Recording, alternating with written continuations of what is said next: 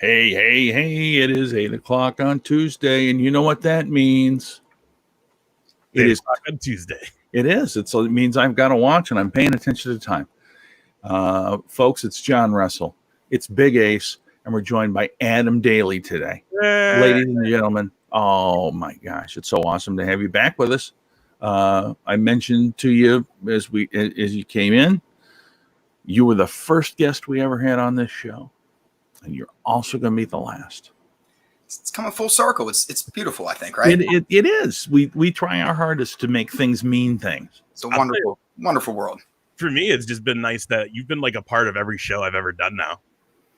That's true. Like when I did like a one episode of my very Odin show that went nowhere after that, you were the guest on it. I guess I'm the guy to just. Am I the fluffer then? Is that what you're basically saying? Yeah, I don't know. I warm everyone up. All right. I love it though. That's awesome. Folks, if you're watching, we're on Facebook. Story of our friendship too. Like that will always be a memorable, just how that all happened and the events in that timeline. How everything intertwined too. It really, yeah. For sure. Those of you that are watching, folks, tonight we're on Facebook, we're on YouTube, we're on Twitter, Periscope, and we're also on Twitch. And Twitch, once we make this big switch, I think I'm just going to use my own Twitch page, and we'll do away with the Masked Comedian X because to be honest, I don't need more than one channel on Twitch. Do I? Isn't that just wishful thinking on my part? What's that? Well, I don't have one, so you have an extra one for me. Oh shit, you can have this one. Fair. By the way, if anybody wants to buy this concept, the Masked Comedian X Cast, I got a mask. It'll fit just about any head. I stretched the shit out of it, so it'll fit any head, literally. And we've got all these cool little intros, and we've got all these cool logos, and we've got some merch still that was stupidly pre-purchased, hoping for quick sales at all the events. You know, you had wishful thinking. It was fine. I figure you got to be ready for shit if it happens, right? Yeah. Well, there's nothing wrong with confidence, right? Well, but the thing is, now things are getting, better for us, and now it's like, hey, wait a minute, maybe we should take ourselves a little bit more serious. Yeah, we need to get a different dog to take to the dog show. That's basically the story. and I just felt bad because no one would ever see when we finally would go off air and like how you would just rip the mask off and be like, oh my God. Oh, thank God. You didn't enjoy wearing it. And the fact that it was getting to the point where we're like, if we start going to live shows around here, you have to actually kind of wear that now. And it was like, no, not going to do it. So anyway, so Adam is here, aside from his wrestling expertise and his podcast expertise, although this is a video podcast. I mean, it's actually whatever you want to call it. But he is also going to be our second judge. My say is not going to be that much because I usually come up with shitty ideas. But this is the last Masked Comedian X-Cast. Period. Next week, when we come back on at 8 o'clock, it's going to be something else. And now, aside from wrestling, we're also going to figure out what the hell the name is going to be because we still haven't come up with one. This is true. And this one, this show, if you're watching, you noticed, and you said, Heenan family reunion with a question mark. That's one of the ideas I came up with. Ace didn't like it because he says you got to be over 35 years old to know what the hell that is. Which I did not like it though. I love it. I know. I just don't think other people are going to take to it as well, who are just the more casual fan, unfortunately. Yeah. I mean, I was the one that's all for let's do some showing some respect to Heenan, but man, it's just all his shit. It's really hard to use. Yeah, well, yeah. Plus, we're getting older. The younger demo isn't going to get certain references anymore. Unfortunately, true. Maybe we could be called Roman Reigns jockstrap. That's what it should be called. I mean, we'd get sued without question, but you could spell the name different, I'm sure. Oh, yeah, because I mean, honestly, if I lived in Rome, I would sue him. I would be like, wait a minute, you can't be a wrestler and use this name. This is where I live. You know, it's not. So does Vince just have a big list of first and last names that he likes, and he just grabs them? He must. Some of these don't make sense. Like Tyson Fury, that came off of like Facebook. Well, there was just something with McIntyre when he was talking about why he had to go with McIntyre instead of Drew Galloway, and it was a thing or whatever. And he just said there was a list, and he went down a list. So that I interpreted that as there's a list that Vince wants of certain names. He's like, "Damn it, I want these names. Let's make it work." You know? I'm gonna figure he's got a little formula like the way you're supposed to pick out your porn name. Oh, it's like, okay, what's your animal? What's your dog's name? And what street did you grow up on? All right, well, which that never worked out for anybody. There's only one person that kind of thing's ever worked far out for, and it was Childish Gambino. Yes, that's a fact. Like well played. Nice, excellent. Do you want to do that though? Like, should we talk wrestling first, just in case people are watching, then they can get a feel of who we are? Yeah, they can. Let's do that. Just in case someone's new. So I think, Adam, you're in the same boat, man. You keep up with everything, but maybe not watches everything religiously just because it's a lot. And it's a lot. I got a lot on my plate. And I don't know if people are going to like what I say here or not, but I can't watch it without fans. I cannot do it. I can't. So hard. Which is funny because you made a mention about AEW, and we'll get into Dynamite eventually, so you can talk about it. But you were right on that. But also, before we get into it, though, like, how have you been as far as like how are things? You're in Pennsylvania. Oh yeah, I'm Pittsburgh. Yeah, okay. I don't know. I didn't know if you were still in Pittsburgh, but like how have things been going for like you guys? AJ, everybody. Oh, cool. Yeah, AJ's 10 now. She's running around. I'm working a couple jobs. Normal shit, normal essential shit. Don't worry about this. Well, see, the other thing, show me the earth, we're all essentials now. I feel like one thing about us is we are kindred spirits in the fact like we're not big guys about the town and all that. So like when this quarantine stuff happened, I'm like, okay, it's what I've been doing for the last 2 years already. So yeah, let's keep it going. I feel like I've been out more, honestly, during this because I've had more hours because one job's been a little bit busier, you know what I mean? And on the days that I'm off, I have to go to the store and so it just feels like I'm busier and like I'm out every day now. Right. Yeah. All right, man. Well, again, dude, I'm so pumped that you're here. It's always a good time. Yes. I was gonna say things are good. People don't want to hear about me though. That's why I didn't really have much to say. I'm old. I'm 40 now. Do we talk about that? I'm 40. We can a week from tonight, JR will be doing my birthday show. Oh my God. We're doing it. I'll be 38. We're getting there. I got to tell you, I've been toying with this, and I've been wondering to myself: is it possible that the people on this show are just too goddamn old to attract any young listeners? And what I'm gonna have to do is I'm gonna have to get rid of anybody that's over 30, which means none of us will be on next week. Yeah. Well, we just all have to start wearing masks now and go back to that gimmick. That was the whole thing. Honestly, if I'm honest, that was the whole reason I did it. Maybe that was the problem. Maybe we should have all been wearing them. Maybe both of us should have had them. Like, that old bastard doesn't know anything about wrestling. He might know something about Oreos, but he doesn't know shit about wrestling. Get him the hell out of there. But the reality is, though, that I don't know. It's we'll find people. I don't know if Ace told you we had a very, very cool fella on a couple of weeks ago. He runs the largest internet professional wrestling site in Portugal. And, wow. Ciao Basilio. I'll never say his name right because I can't speak Portuguese. But that's why I just say John. I know. Well, yeah, because he told you could, but I try to, I'm the kind of guy that when I go to the Mexican restaurant, I try to order tamales con queso. Yeah, I'm like, just give me that, and I point, and I'm like, bunch of it. I try to be a big shot and show it off in the language, right? But that was very, very cool. He was. I mean, his show when we were on it was 2:00 in the morning.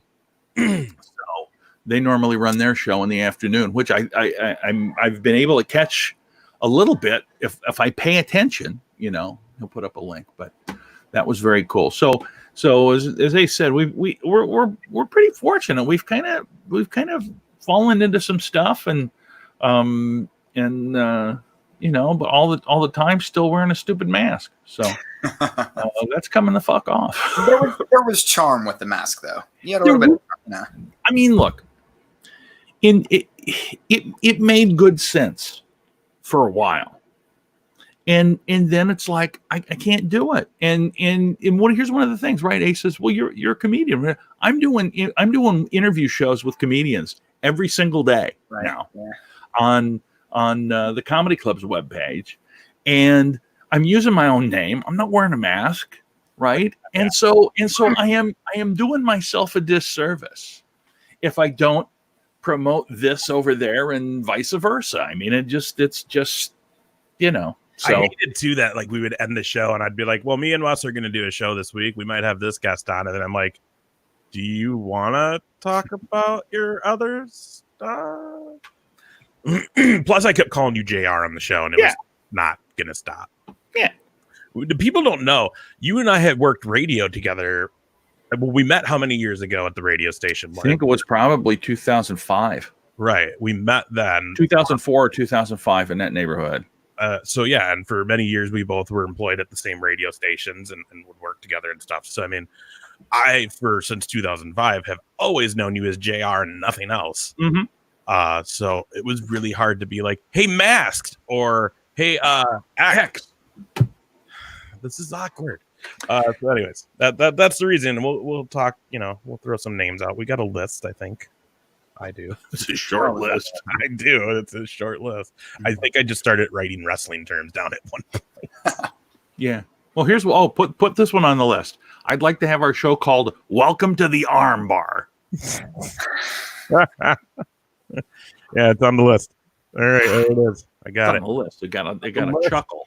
I wish I should have my Jericho Cruise clipboard right now. Anyways, anybody watch SmackDown? I didn't. Fridays are tough too, man. It's hard. Like Thursday was a great night for SmackDown because it's like I still got to work tomorrow. I'm not doing anything. I'm not gonna we're on a Friday night. I get into these just like weird, like YouTube wormholes where I'm just like 4 hours in. Or now that I have a PlayStation and have never played video games in my life except when I was a child, and now I'm like 8 hours later, like, dude, I got to show you something. My kid got me this.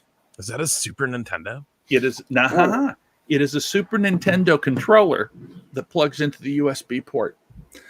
We found a site called Kosmi, Kosmi, and he has been downloading old NES and SNES games, and we've been playing them. And the cool part about it is that if you got a webcam, you can see everybody you're playing with. Oh, it's freaking awesome. And they've also got it set up so you can play poker. So he gets home from work and he's like, "Hey, Dad, you want to play some whatever the hell?" And I'm like, I can't believe there's shit and you see that stuff from back then. And I'm like, holy shit. Well, just like this game behind me, I can't tell you how many controllers I busted trying to get the Starman to kick the fucking Amazon in the face. As he's doing right there. There's the match. Oh, that's great. Adam, are you a gamer? What's that? Are you a gamer? Yeah. Sort of. Now I don't get to play as much now. I just started playing NBA 2K20. Okay. But yeah, I used to play a lot. Do you guys play WWE 2K20? No. When I bought the PlayStation right before quarantine started, I was like, oh, I want to get a WWE game. They're like, oh, we got a deal on the WWE 2K20. I'm like, I bet you do. Give me levels. So I got 19. That was the better decision. Well, and now they got, what is it that's coming out? It's almost like they're redoing that WWE Superstar game where it's almost like a Street Fighter type style or something. It's not called like Battleground, right? I think so. It was like Stomping Grounds, but I think it's Battleground. I think you're right. I tried that Superstar game that they had that was really over the top like that years back, and I didn't like it. So hopefully this one's better. But it looks too arcadey. I don't know, but who knows? Maybe we need that now. Maybe games are getting too complicated. See, that's what I've been saying for years, and then I got Far Cry 5, and I'm just it's like crack. They get too complicated for me at GoldenEye. I agree. First person shooters make me dizzy. Shit, man, I can't do it. I can't do it. Yeah, you're right. That's hilarious. Well, okay, so Friday Night SmackDown, we have a whole lot of things happening, I guess. I don't know. It's really weird because like you have Elias and King Corbin. Like I feel like King Corbin's a very big asset to SmackDown, and I feel like there's just nothing to do with him right now. Like they don't have anyone like I don't want to see an Elias and King Corbin feud. No one gives a crap about that. Hey, do you think King of the Rings never worked in like the HD era because we can see how cheesy like the crown and everything looks? That's why, like back when it was old analog, it was like, well, it was blurry, you couldn't really see it, but now it's very obvious. They paid like $10 for the crown. Yeah, I mean, it's definitely part of it because it's like, why are you guys like proclaiming your own king? But I also feel they lost a lot of His universe. Well, and I feel like they lost a lot of the prestige to that whole tournament when it stopped being a pay-per-view. Yeah. When it was one tournament in one chunk, freaking awesome. Mm-hmm. And now that it's spread out over 8 weeks because they think that's the way to keep people watching, which it isn't. I mean, it's become very obvious to me during all of this pandemic that there's nothing that people can do. The only people that are doing something smart are AEW. And they're taking every advantage and using every tool available to them during the pandemic. WWE is not. WWE is just, let's slap some shit up there and hope it makes sense. And if it doesn't, who cares? Because we'll change it all later anyway. Yeah, while watching Raw, so much of it, I was just like, golly, like, and this is the same crap they always done for WWE, and that's the multiple recaps of what happened last week on Raw. Yeah, no, it's just more of that, and now we're getting the last 2 weeks, these weird drawn out segments of the Viking Raiders or whatever. That's just horseshit. Against, I'm sorry, but and it's like, yeah, I guess it's kind of funny, but that could literally be just one little segment. It didn't need to go over the full 3 hours of the show. Yeah, I don't know, but anyways, real quick. Bill is watching us on Twitch, and he says that Jinder Mahal and Drew McIntyre should happen, which I think it should. But I think the way they've positioned Jinder Mahal now, he's a face, and so that match is I don't think it'll happen. I mean, I agree with you. It'd probably be okay, but I don't think they're going to go face versus face.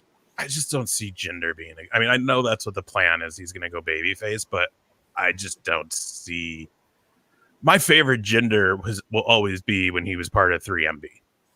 Like, I like the cocky, just over the top, like Jinder Mahal. And like when he was champ, it was so forced. It didn't work. And I just don't know if he would be a good baby face. I don't know. Maybe he'll prove me wrong, but I feel like that was the spot Rusev should have been in, and now he's not there. So it's like, all right, Jinder, we're going to just turn you face. I don't know. But, here's the other part of it. Jinder is there because WWE's trying to gain viewers in India. Rusev, while he's probably a better choice, would draw 0 people from India. Whereas I mean, and that's the mentality. It's like, okay, if you're gonna try to make a big splash in Japan, you better have a bunch of Japanese wrestlers. I mean, that's his, and I think it's short-sighted, but that's what he does. Anyway, I'm sorry. I got us all off the track again, which I'm known to do. I'm known to do that.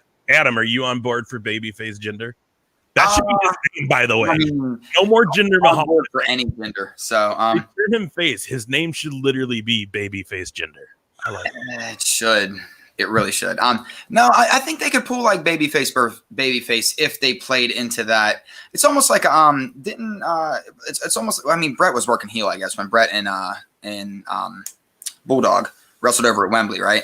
Mm-hmm. So, but Brett was heel, but was he really? You know what I mean? It's yeah-ish, but whatever. We knew what was going on. I guess instead of knowing we're getting a storyline, I guess they could insult us and drive the heel versus whatever. But they're so transparent about their relationship outside of the ring. It's almost maybe it's better that they do have face versus face, so that we could potentially buy into it a little bit more. Yeah, I mean, I'm up. Like you said, I'm up for anything out of the box. Like, I mean, anything that just change how it's been. Mm-hmm. That is the other thing. I mean, the way they tell their stories, the way they do their production, WWE television is extremely predictable now and has been for many, many years. Where that's kind of the fun now with AEW. You don't really know what you're going to get from week to week. Like, I honestly, when they announced the stadium match that's coming up next week of the Inner Circle versus the Elite, it was like, wait, did you guys just say you're going to have a match in the football stadium? Stadium Stampede, baby. What? Like, okay, I'm in. It doesn't feel like the same person is telling us the story all the time. I think that's where AEW is at least felt. And I'm not saying, I'm not saying it's before anyone jumps on me. I'm not saying it's better. I'm saying I enjoy it more because it feels different. And I think during this pandemic, I think WWE television has gotten like, it was starting to feel, I didn't really watch it for about a year. Kept up with it, but didn't, but then when you're doing empty arena shows and they're kind of forcing the issue more than allowing a lot of stuff to happen. And one of the great things about wrestling is organically when someone gets over and what's the crowd going to do to turn somebody's character without them, it takes so much out of it. I think this is the perfect time for Vince to snap his fingers and Thanos snap the universe and reset the whole shit. Why not? They can finally have the representation for every, ethnic diversity that they need to have. You know what I mean? They could finally position people the way they need to. They don't have to have straight women playing gay women anymore. They don't have to have, they could really just reset the whole thing. Say he had a stroke and he's been in a coma and this whole thing is like a Who Shot JR season, have it all be a dream or something. It would be great.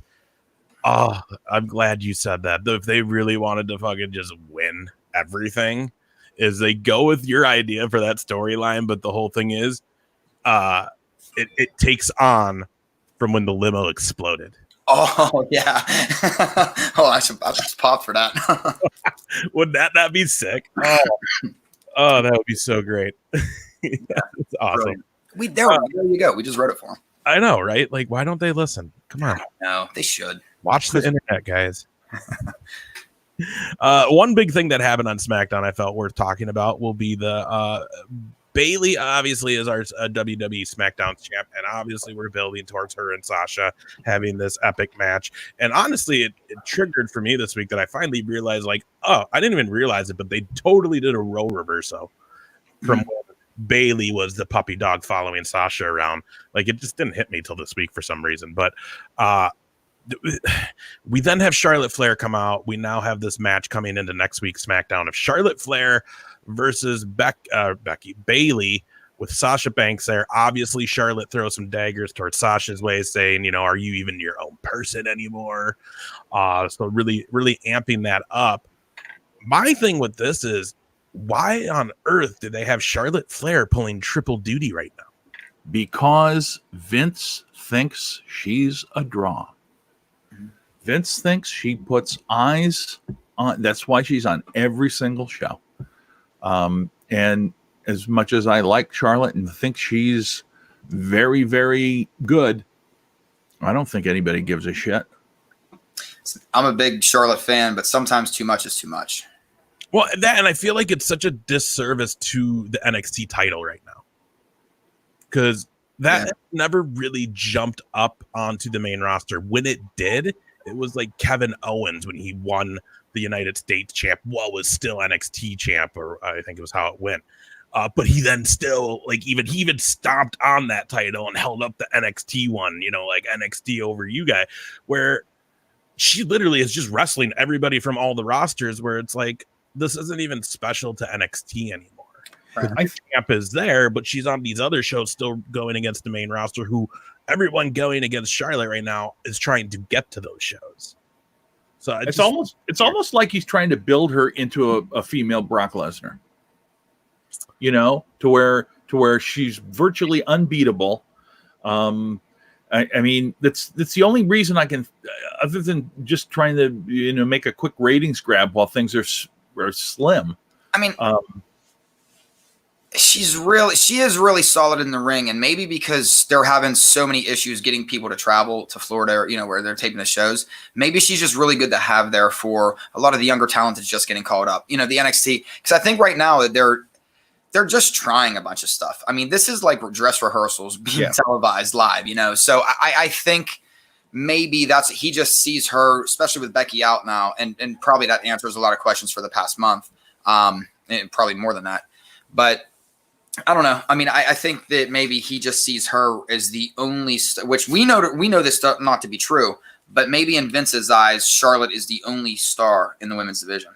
Yeah, she's definitely going to get John Cena'd. That's what's happening right now. That's what Vince we call loves that. blondes, man. Vince loves blondes. What happened to Charlotte? Oh, she got Cena'd. You didn't hear? It's horrible. Sold so much merch. Charlotte's great though. Please, no one take this wrong. Love Charlotte. Big fan. By all means. And I think Adam too. That's another thing that we always talk about. With a couple of exceptions, I think Ace and I are huge fans of all talent, and we realize that in some cases it isn't in their hands what happens, particularly with the WWE. It's not. They don't have control over what they end up doing. And so we don't ever, I think, hold that against the talent, because those people are absolutely some of the most gifted athletes that are out there. Yeah, for sure. Yeah, I don't. If anybody's watched this and they're like, all these wrestling fans do is bitch about each other, like at the end of the day, we're all still fans. It's still love us. Like, right? Yeah, exactly. You can't bitch about what you don't watch. I love the Dallas Cowboys. I still judge the shit out of them. I judge the shit out of them, and I never watch them. Whatever. You got most of the draft picks we should have got in Oakland or Las Vegas. I'm used to that. I tell you what, though, Mr. Daly, when Mania goes to Vegas. I'm just saying. Hey, did I mention I'm single? I'm just saying. Okay. Just so we're on the same boat with this. You know, there's a lot of great things we can do in the Vegas for a WrestleMania week. So, one match I want to not even talk about, I just want to acknowledge that it happened. Daniel Bryan, Drew Gulak had a match. Daniel Bryan wins with a leg lock. Those are two solid in-ring talented performers. It's sad to see Drew Gulak go. It's a bummer. It's a bummer they didn't know how to execute on that guy. But he's going to go somewhere where he's going to be happier now. So, well, is it clear that he's actually leaving? That's what I heard. They chose not to go further with contracts with him. Well, I heard that they pulled the offer, but that doesn't mean that they're not still talking, from what I understood. I just saw that they chose not to renew. If he can somehow just walk over to AEW, this is one of the, we can't say whether it's a great decision yet, because obviously time hasn't played out, but it's fantastically brilliant. Well, that, and just we're at a time right now that when business in the overall setting of the world picks up, like it's going to be a feeding frenzy. Like there's just so much opportunity for AEW, ROH, and Impact to capitalize on all this amazing talent that got just let go. So it's going to be really fun to watch that happen. Otis and Braun Strowman against Miz and Morrison. I believe this was our main event. The only real thing to notice about this match is afterwards we have Otis get in the ring with the briefcase and kind of looks like he's going to turn on Strowman until Mandy Rose comes down, and then it's "I'm joking, fella." Oh yeah, or whatever he does all the time. Yeah, that guy. He's just so funny. His Twitter is hilarious. Like Twitter and Instagram, when he posts about Mandy, I just laugh. It's so great. Is he really gonna end up being champion? Mandy's gonna end up screwing him over at the end. He's gonna cash in, and she's gonna screw him over. That's where this all comes full circle with him. Yeah, I mean, that's the thing too. Is it's as much as people are like, oh, they're gonna let this run forever. Like the pretty girl that always turns. Doesn't anybody remember what happened to Zack Ryder? It's true. You know what I mean? It's true. He got kicked in the balls, and we all were there. Well, sorry, JR, you weren't there, but we were there to see it. Yep. Like it was just So I think that's a good call, though. I do see her maybe costing it, but then does that mean we see her then partner up with whoever that is? She hasn't had much of a presence in the women's division now that she's involved with this Otis stuff. We still have to get a capitalizing on the her and Sonya. Like there needs to be an actual singles match between them at a pay-per-view to really bring that to culmination. So I don't know. I don't know what it'll be fun to watch. I wonder how long they're going to have him hold it. Well, go ahead. I was going to say, I feel like Otis is going to hold on to it for a while because I don't think they know what they want to do. And so if they have Strowman holding on as a placeholder, they're not going to want to just give it to another placeholder. I mean, for the sake of it. And I think I kind of feel like the situation with the women's Money in the Bank was sort of wasted. Mm-hmm. And I gotta think that they don't want to do that again, because if they do it really quickly, it's a gigantic waste. None of it happens. Again, we talk about this all the time. The big pop comes when he turns that briefcase in front of a huge audience, and they all go crazy. I just don't. I mean, they may, because who knows what they're doing, but I just kind of feel like they gotta wait. I saw an interview with Mandy Rose. Maybe it was a print interview, but she was saying that if they'd let her and Otis and whomever, they could run the storyline for another year till next WrestleMania. Well, I mean, honestly, the one WrestleMania moment that really should have been was Otis in that stadium. Make it happen next WrestleMania, but flip it around. Yeah. Oh, if they would have had a crowd for that would have been great. Everybody popped. And that's the other thing too, is if Otis would be successful as the champ and the man, it has to be when the crowds are back. He can't do it without that, because that's the reason he's got the steam he has right now. I mean, obviously, because what is Tucker doing? Unfortunately. Well, and can we be honest with ourselves? He looks like a sociopath yelling, "Oh yeah!" at an empty arena. Yeah, it's bad. It's really bad. So it is.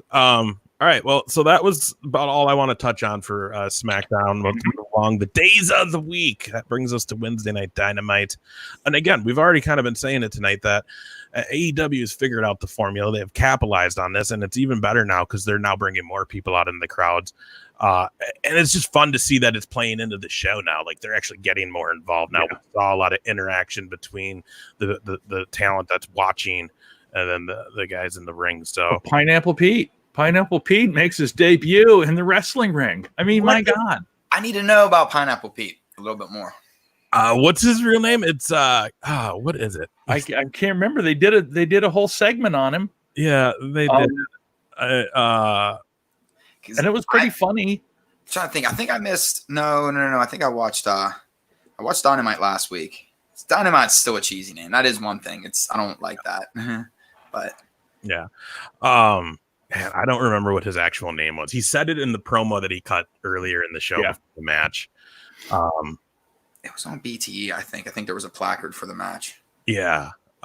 Which that's another great thing, and we've talked about this, and that's that Dynamite or AEW really ties in everybody that involved who's doing online content. They really tie it in. Obviously, the Elite, there's definitely carry on storylines that you see on the YouTube that can carry on to TV. You see it in Sami Guevara's vlogs now too. Like, his stuff is starting to tie into some of the storylines, or just, whatever. It's just, they're really, really just capitalizing on everything they can now. So yeah, we got Dynamite. It was a good episode. It starts with Jake Roberts coming out with Lance Archer and just beating up some random guy backstage. Like, yeah. Okay.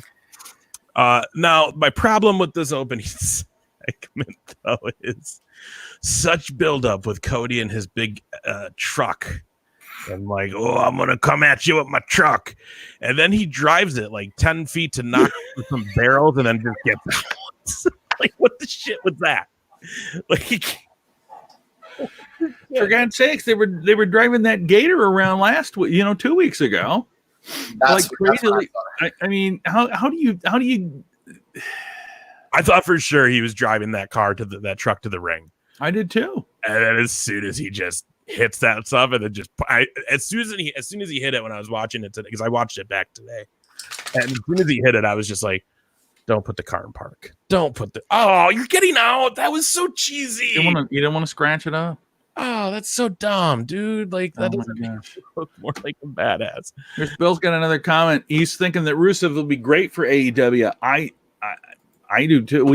Ace and I talked about this on the phone a couple of days ago, and we all think he's going to be fantastic. The big problem is going to be, how is he going to do it without using the name Rusev?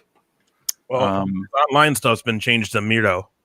Yeah, Miro. Miro is what he's calling himself. Love. Yeah. So I don't. The thing is, he could just. I think it is. Yeah. I mean, it doesn't matter. He don't need to be Rusev. People will recognize him. And he's got that attitude because a baby face Rusev is a hilarious Rusev. Mm-hmm. When they just let him be a funny, good guy, like they were, like, you knew he had zero cares about the Bobby Lashley Lana program. Like, you knew he in his head, he was just like, this is so dumb. I'm so out of this place. Whatever. And I'm just gonna have fun and phone it, and not phone it in, but just I'm gonna have fun. I don't care. And it came off, and that's what made it, Like I still laugh when he does that. Yeah, Bob Lashley. Dear Bob Lashley. Like, why you calling him Bob? What? Yeah. So I mean, yeah, he's gonna be fine in AEW. The problem with this whole thing, though, is how much is AEW gonna want to spend? Because you don't want to oversaturate your own roster that you haven't even really gotten to full potential yet. And there's just so many big names out there that people like, they should sign them. Let's be real. They're probably only going to sign a few of these people. They're not going to take 8 of the people who got released. You know what I mean? So, and part of the other problem with that is, aside from the money, it's like they've got people that are on their roster now they're not really doing anything with, that have gone back burner. I mean, the New Order's back burner compared to Brody Lee now, Evil Uno and what's his face? Where are they? I mean, they're going to wrestle for the championship at Double or Nothing, but you haven't seen them in months. And there are a lot of people like until the pandemic, until the quarantine, we didn't see Sean Spears, and we see him now only because he's close. He can come. So I think there are a lot of people that are like that if you bring somebody in, you got to figure out what to do with them. There's so many people that they have that are ultra talented that they're constantly trying to find a spot for them, and they've only got 2 hours to fill versus 5 hours over with WWE.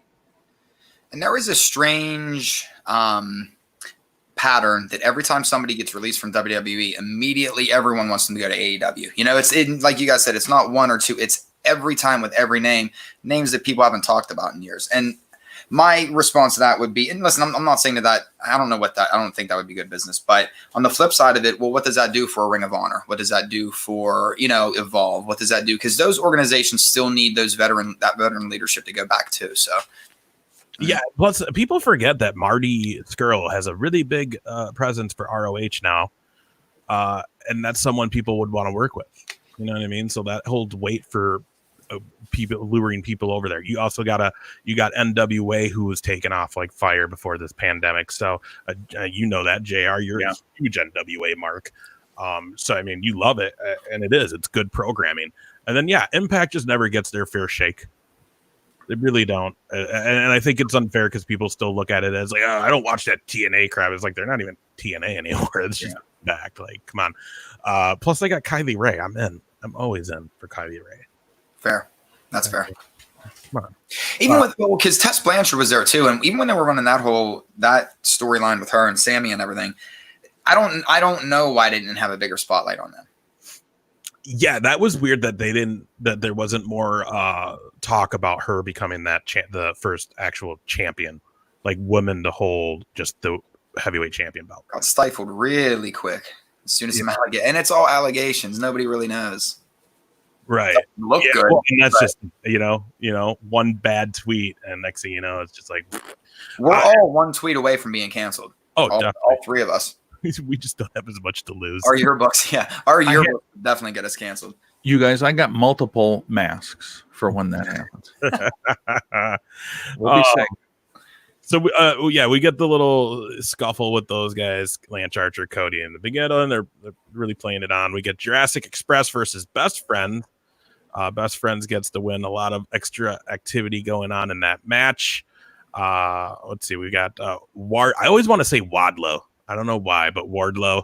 Because he looks like he's waddling the whole time. He does. Plus, he was super slow to get the ring back on MJF's finger during that match. Yeah. Like, you could tell he was like, what the hell, dude? Where are you? Marco's stunt got taken out by Wardlow, Ray Phoenix, which we haven't seen Ray Phoenix in a while, so that was nice. Took out Orange Cassidy, which is now set up for a Ray Phoenix Orange Cassidy match next week, and an MJF Marco stunt match for this next week. The go home show for Double or Nothing, exciting. We now get that 4-way match, right? This has been advertised for like the last week or two. This dance with the women. Penelope Ford, Chris Statlander, Hikaru Shida, and Britt Baker. I think this match did a lot to build all 4 of these people. Yep. I really do. I think Penelope Ford looked good. Chris Statlander always looks good. And again, just came through. And her and Britt really set up for what could be an interesting program between the two of them. And Shida's a great athlete. And I mean, I'm not too jazzed. I think there's other people I'd rather see go after Nyla Rose right now, but that's cool. I'm cool with that. But it was a good match, and I was really into the fact that Britt Baker repeatedly kept doing the hands in the mouth on Statlander. And what is she doing? She's doing it again. And I like the glove. That's a nice touch. In 2 months, she went from being, are they really going to, or maybe 3, are they really going to push her as a heel to, oh my God, how was she not a heel? You know, it was just a little bit of time. That's all. On the Jericho cruise this last year in February, when she came out and cut that original promo on Shivani, like everybody was just like, what in the hell is this? Stop. Boo. This is so awkward. And you're right. And now it's like, dude, she's badass. I kind of like it. Like, this is fun. Yeah.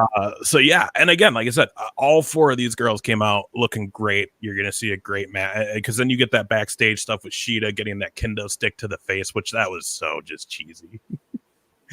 Oh, kendo stick! Ha! Like, can't all be winners. From behind the barrel of it. Not everybody can get hit with a gator. You know, come on. That was fantastic. Oh, so good. And we said that last week, but I mean, still, like, dude, Sami Guevara has got some balls. He's great, man. It just throws himself at anything. He don't care. Oh, that looks so brutal when he did that. Yeah, that lockjaw submission, though, by Britt Baker twice after the match ended was just amazing. Yeah, then we get Pineapple Pete giving his life story. Again, he said his real name, but that's gone. Like, how funny is that, though, that this guy came in as one gimmick, and just because Jericho was on commentary and was making fun of him, his whole character has now become Pineapple Pete. That's the power of Jericho. Oh, it's amazing. Yeah, and then we get Matt Hardy, Kenny Omega against Santana and Ortiz, Proud and Powerful. Always good to see those boys back. I love me some Santana and Ortiz. Interesting seeing Hardy and Omega. Did you guys watch the last Elite this last week that just came out? Yes. So does this mean Hangman's coming? Which was funny to hear Jericho on this episode be like, I think Hangman retired now this week. Like, I don't know. What do you guys think's coming out of that? I mean, if he really was retiring, I don't think he'd be doing this stuff on the Elite YouTube, obviously. So I mean, this has all got to be at work, it's my guess, but I don't know how he's going to come back, because in it, he almost makes it sound like if he comes back, he's coming back to rejoin the Elite. Couldn't he team up with the Revolt or FTR? He could. And it would make sense. They're all kind of cowboy dudes. You could too, but then I'm also interested in whatever the hell they're doing with him and Private Party on the Elite. I have no idea. I thought I was having weird flashbacks the past couple episodes when I was watching that. And sure. I don't like that they call him Addie Pussy Pants Hangman. Yeah, I don't like that. I like that the Bear's back and involved. I'm a fan of that. Yeah. Who is the other guy, the Bones guy? Because he looks creepy as shit. It kind of looks like Papa Shango. Of course, it's not him, but he kind of looks. It looks like he's a AEW's version of him. Did they call him House Show Boogeyman on Being Elite? They may have. He did. I think they did. That's awesome. You know what else I like that they're doing right now is on the Elite YouTubes is how they have Hardy now breaking down kayfabe wrestling facts in terms now. You know how he did the color. If they show blood and they actually got hit, they call that color the hard way. Like, dude, 20 years ago, he'd have got murdered for that in this industry. Murdered. Oh my God. And here he is. I should say maybe 30 years ago now. I guess 20 years ago at this time. Like, I forget how old I'm getting now. I don't know. Somewhere in there, though, like, around, you know, if he would have did that, like, you damn well believe Iron Sheik would be in back, like, I break your fucking back. You know what I mean? Like, all of them would have been like, you're dead, dude. You can't do that. Bullshit. Well, Hogan, the fuck is your brony? Taz interviews Darby Allen, and that's just weird. Yeah, I didn't get to see that. I really want to like Darby Allen. It's I don't know why I'm not, but I really want to like him. That's weird too, because you kind of have like, you know, you got a little bit of an emo vibe, kind of like he does. You know, but just like how dare you, sir? You know, never call me emo. First of all, I was a goth, and that was there was we came before emos, and those types. No, I don't know what it is with Darby. I think sometimes I feel like they try too hard. They're not goth. They don't smoke. Yeah. See, the thing for me, and I agree with you. I feel like Darby is trying to be overly dramatic. Mm-hmm. He definitely is. And I don't know what we're getting at though. Like, is Taz trying to be his new manager by giving him this advice? And now, like, I just don't understand what this whole thing is. Is this leading into something? Is Taz going to all of a sudden be in ring wrestling again? Or is he going to come out now with his own guy? You know, maybe this is how maybe they do sign somebody. And, you know, because that is the other thing. If they could quietly sign like a Zack Ryder right now, or like a Heath Slater right now, and keep it under wraps, and one of them shows up at Double or Nothing this weekend,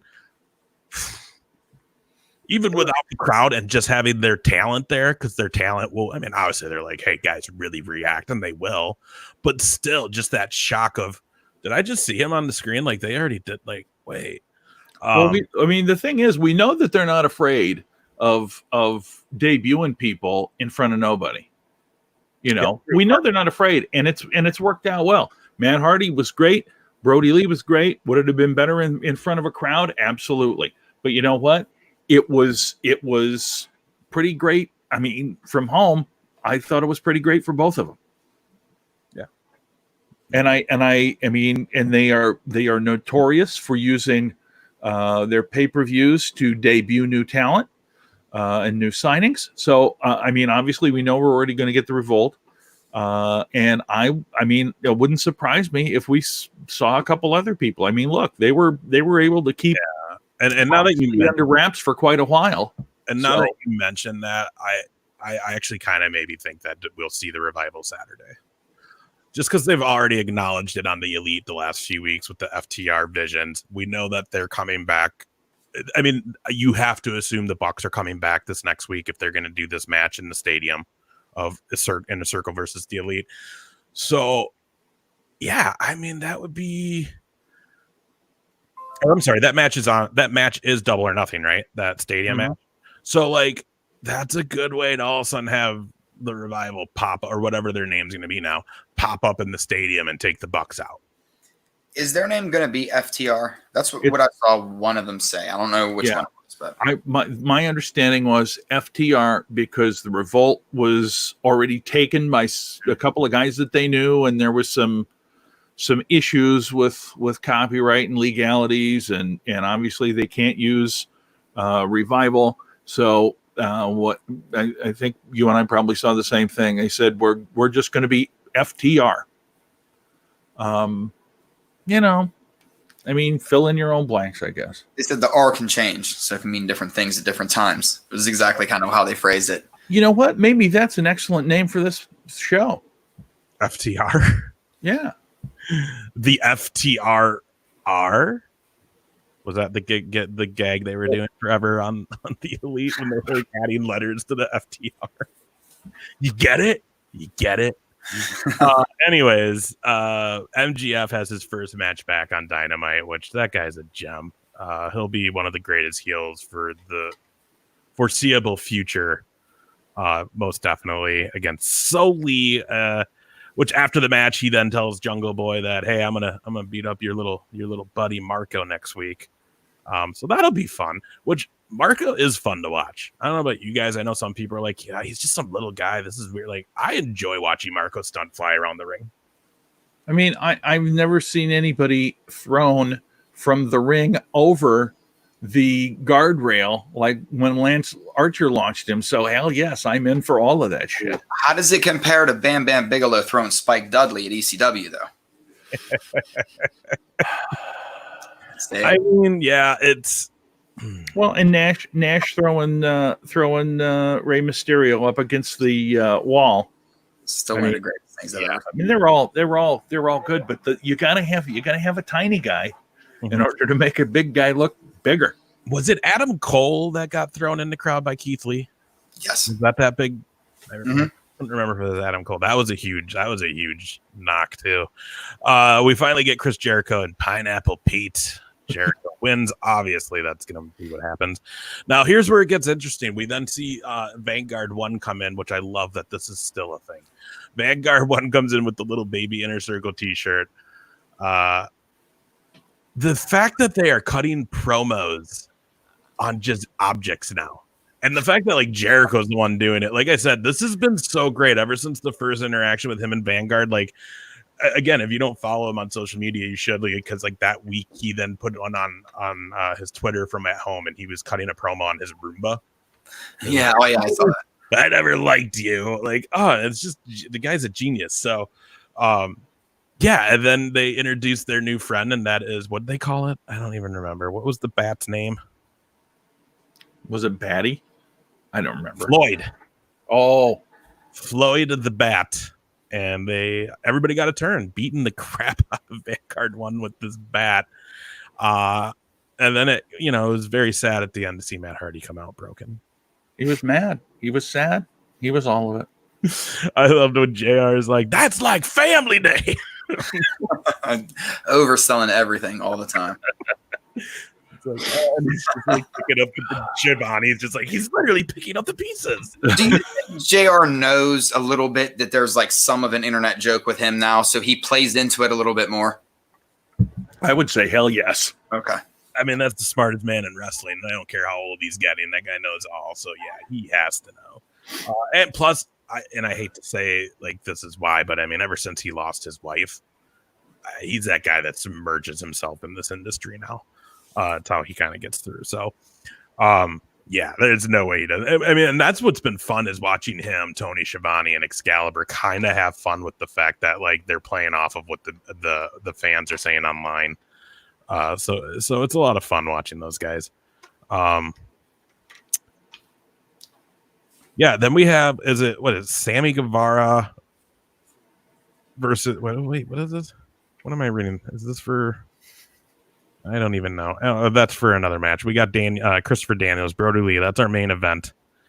How they didn't have Mox dressed as one of the guys in the mask and then just like attack Brody. Like that was a perfect spot. Maybe they do something like that on the go home this week. But yeah, they have to save that. That's something they're going to save, I would think. All right. Yeah. Overall, though, I mean, it was a good Dynamite, and again, they've figured it out.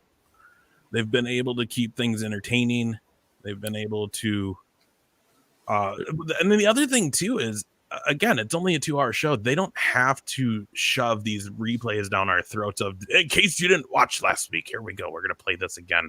Like I was, and we'll move into Raw as I say this. I was genuinely upset that I had to watch a 4-minute long package to start Raw off about everything recapping Becky saying she's pregnant. Before they even run the opening. We get it. She's pregnant. Congratulations. Let's get back to the business, though. Like, what the shit? And again, I'm gonna be bitter. I said it when this happened last week. The wrong one's getting time off. Like, that's why I'm put that bun in his oven. I'm a little bitter. Like, she's still doing good. She's in her prime, and this jerk off is still here doing something I don't care about. Like, and it was even kind of creepier this week. You guys see the meme? It's the day that Rollins turned on the Shield, and it's like it has Ambrose standing there, and it said pulled out of WWE. It has Roman, and it says pulled out of WrestleMania, and then had Seth and it said never pulls out. Fair. Yeah. Oh, I love it. Well, that was the weird, and that's the other weird thing with this Becky Lynch stuff is I get it that she said, I don't know what my future holds, but like we automatically are just going with she's retiring now because she's having a baby. Oh, for sure. Yeah, I did. Yeah, she might have more than one. Who knows? She may want to take some time and raise a kid. Not all. I mean, like that's fine and all too, but like we're gonna just like this is it. You're never coming back. Like at some point, be like, hey Seth, why don't you stay home for 6 months and take care of it? I'm gonna go do a Mania match. Here's the thing. I was gonna say, here's the thing. I believe that because they did it this way, when she does come back, because I think she'll come back eventually. When she does, it's going to be that much bigger because nobody will expect it. They will all have forgotten about her, and all of a sudden that music will hit, and people will lose their shit. That, or she's getting inducted to the Hall of Fame this year. Which means if that happens, then fuck the revival. Hey, JR, the one background you use with your face in the middle, it looks like it should be an album cover. Thank you. I promise you. When it flips around again, Ace, you gotta look at it because his body sits perfect in the middle of it all. It's okay. beautiful. All right. Tell me when it pops up in case I'm not looking. Okay. So yeah, we had that recap. We had Seth. So I didn't watch the Seth Rollins stuff. I totally fast forward through it. I'm kind of over it. And the hand motions now. Honestly, it's getting to be more ridiculous. Because now they started calling Murphy. Now the first way they take away Buddy's first name. Now they call him Murphy. Now they start to call him the Disciple. Which, if I'm not mistaken, wasn't that Brutus the Barber Beefcake's name when he was? That would be Ed Leslie. Yeah, yeah, wasn't that? Yeah. So, the other thing too, though, is they made Murphy look like he's a freaking stained glass window now. Yeah, like the shit. Like his arms and legs are the patterning colors of stained glass windows, like the shirt for the Monday Night Messiah, and everything else is like whiter light color. So it's just super distracting. Don't do it. It's dumb. Yeah, so then we get Murphy defeated Humberto Carrillo, which apparently that wasn't supposed to be a match because he has another match later, didn't he? Yeah.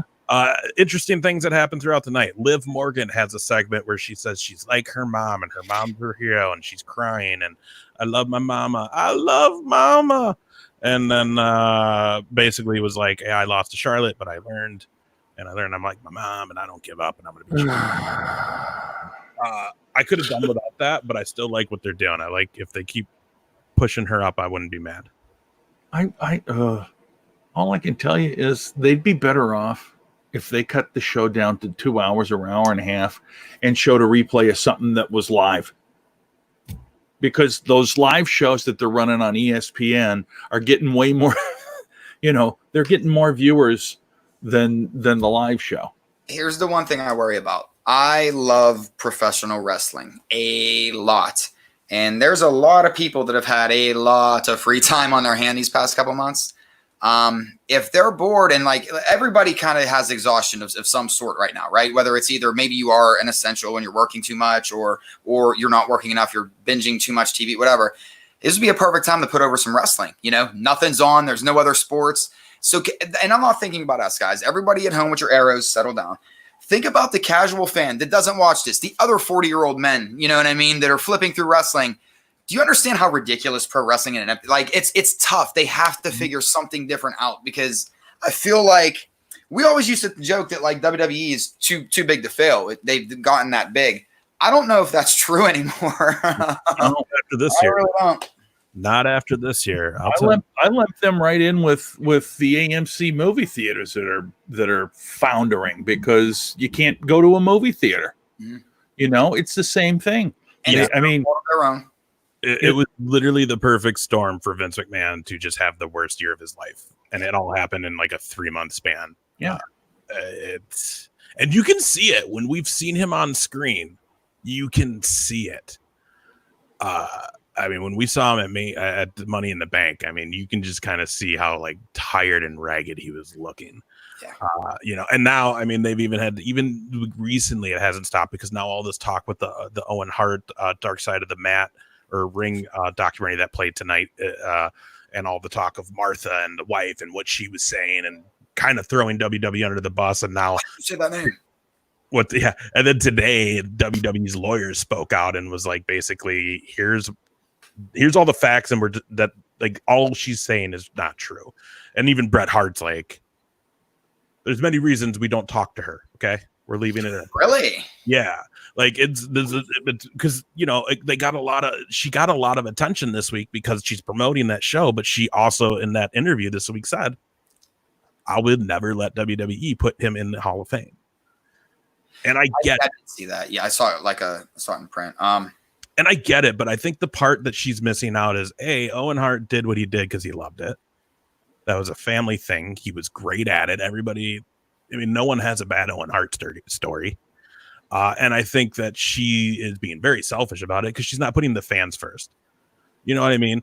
Yeah, it's not, because her thing is it's not a real Hall of Fame. All it is just some event to sell ads and stuff. And it's like, maybe that's true. But, at the end of the day, the people inducted still walk away with the ring and like other things to kind of make that a deal. But the other thing, too, though, is just as a wrestling fan, that's the only thing we have on that big of a scale that we can call a Hall of Fame as of right now. No one else is doing anything, really. You have multiple little Hall of Fames that are more legit, but they don't get that attention.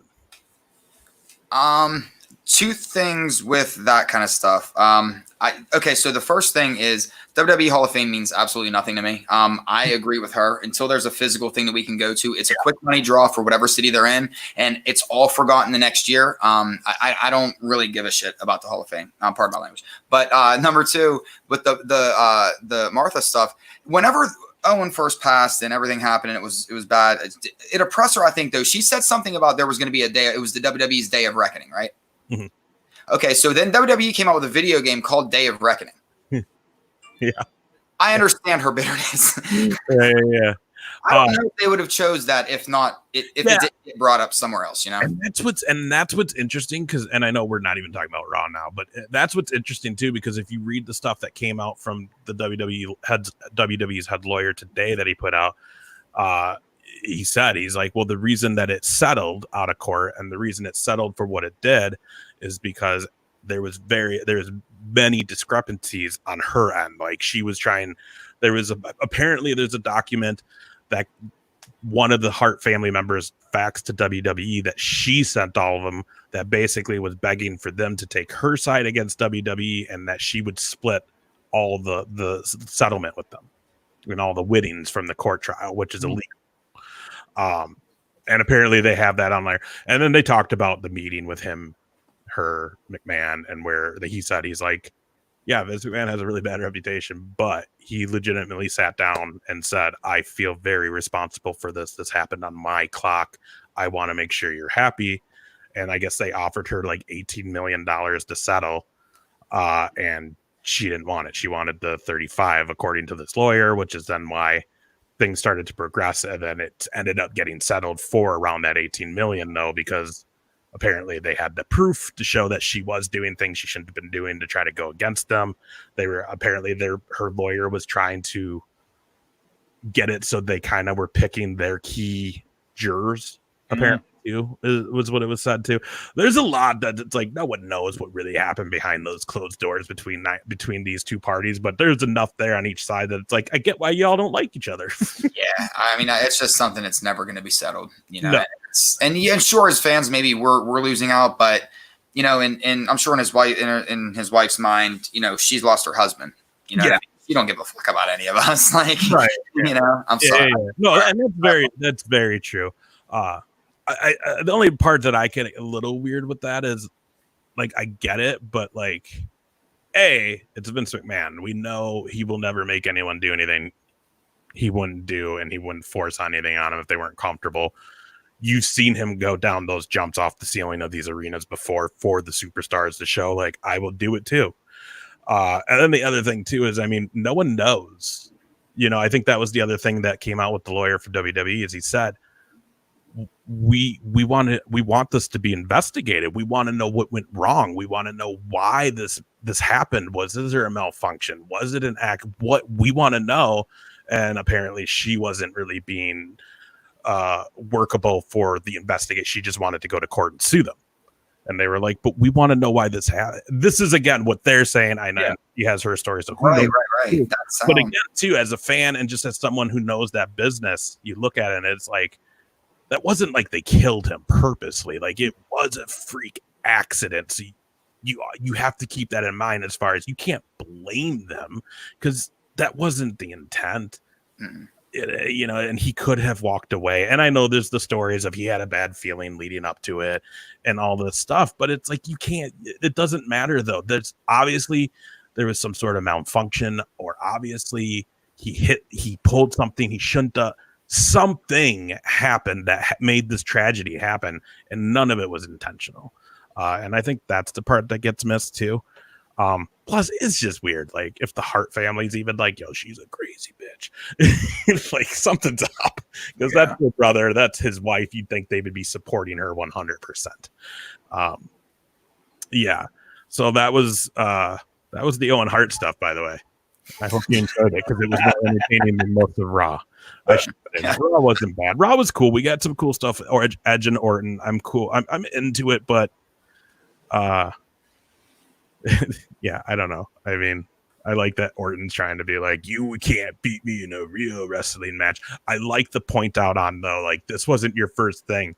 You couldn't, like, I wish Edge would have been like, hey man, you couldn't hack it as a Marine. That's why you're here, bro. Like, I would have laughed my ass off. Like, oh, it would have been hilarious. I gotta say, the one of the few guys that is watchable during the no fan stuff is Edge, because he has so much emotion when he's cutting those promos on Orton that I absolutely forget that there's an audience there or not. I mean, Edge is he's a Hall of Famer. He's a legend. That guy's just a true talent, but also he's a great actor. You can see why he's landed roles in TV shows and movies since then.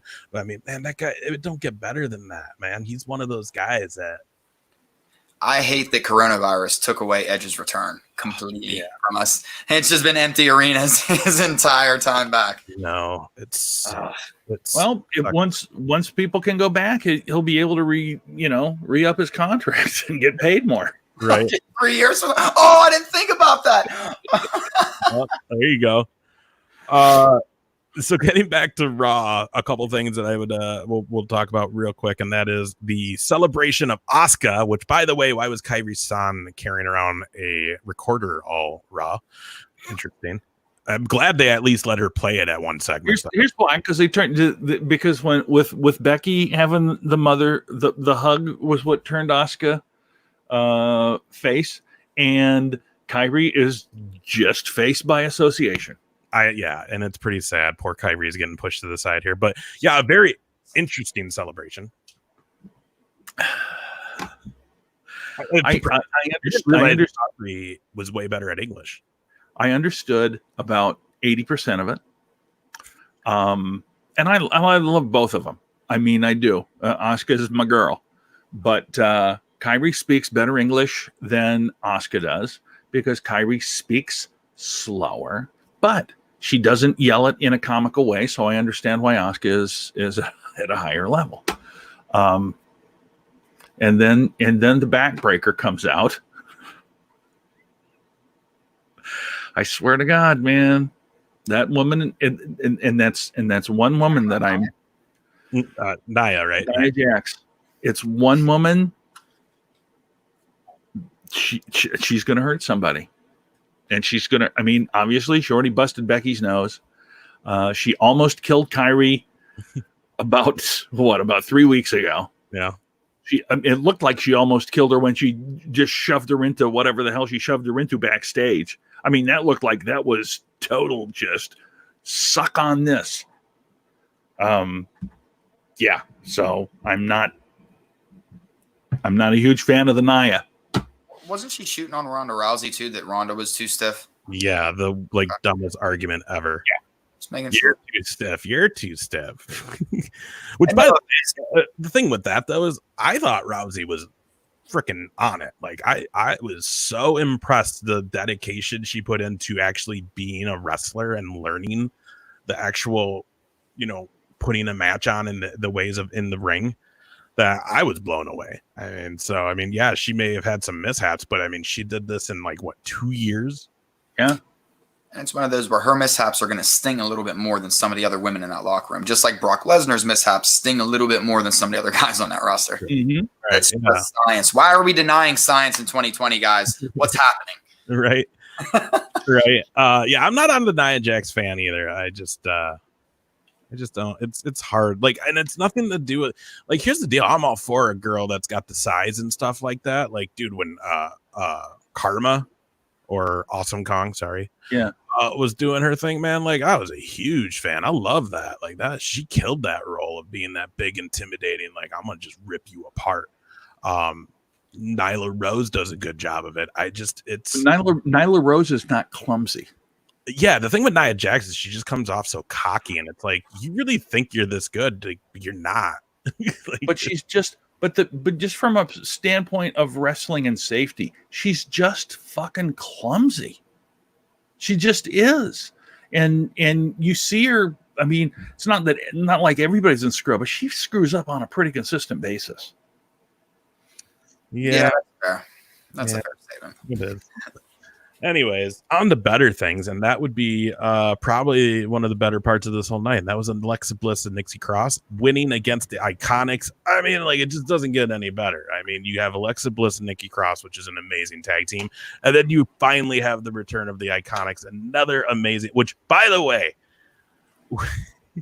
when they came to the ring and they're like, let's take a look at what happened last week. And then all of a sudden, just Billy turned to the screen and just screamed, play it! Or show it. I just cracked up, dude. I laughed so hard.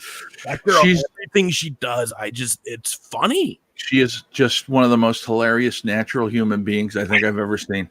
I really do think she is. I really do. And if no one else thinks that about Billy Kay, I'm sorry. Maybe me and JR are really crazy, but she makes me laugh every time. It's so good. Started yelling at the ring crew, take my stuff. Yeah.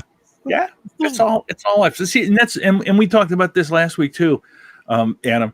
If the WWE doesn't mic up certain wrestlers from here on out, they're making a huge mistake, because I could listen to Bailey shit talk all day long. Mm-hmm. It is so good, and the Iconics are very, very similar, although they're at a little bit lower level than Bailey, but it's still freaking good. Yeah, something has to change with these broadcasts. I'm all about miking everyone up if it needs to be. Yeah, I'd be into it. Yeah, so I liked how that ended with the disqualification, Peyton Royce getting DQ'd and freaking out. What I don't understand is, when that match ended, it was okay, so last week they got to win with some interference. This week they retained because of the DQ, which means this is leading to one match where they will actually have a legit match with a real finish, and there will be a winner. But then it threw me off because they had that backstage segment where were we supposed to feel compassionate for the Iconics when they were crying and hugging each other after she slapped Peyton Royce? Because honestly, when she slapped her, I was like, oh no. Don't Did they say where they were? Did they address why they've been gone for a year? Or not at all. Just brought them back to TV last week. And why would you? Why would you? Yeah, why would they? They're never going to admit that. Hey, here, I'll tell you why. Because they fired the entire continuity staff that they had at WWE. The whole staff. You're gone. We don't need your asses. I was going to say, it's not like they're not rewriting every single show right now up to the last moment. You know what I mean? And it's not like they don't have an overabundance of superstars right now. Some people ain't showing up. Some people just got fired. Well, I would put money on Vince isn't even at these Raw tapings. Oh hell no! I guarantee you he's in Connecticut. I mean, he would be at risk for his age, right? I don't think he cares though, right? No, he has taken this very personal. He thinks that Corona's out against him. I know some people that feel the same, and it's weird. That's also weird, right? It's like they're going to show this virus. We're not scared. I don't.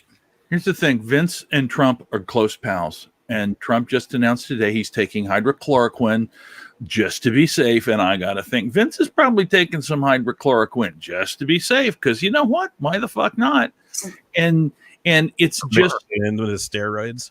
Yeah, well, if you took steroids, you can take fucking anything. I don't even think that dude's taking hydrochloroquine. I think he just says it. Oh, yeah. I do. I agree with you. I agree with you 100%. He's not. He can't be that goddamn stupid. He can't be. No. I mean, anyway. Okay, let's keep running down this real quick. If there's anything you want to say, let me know. Natalia loses to Shayna Baszler and flips out. I liked Samoa Joe and how he handled that as commentary, and it almost made you kind of wonder if she's going to go away soon for a little bit.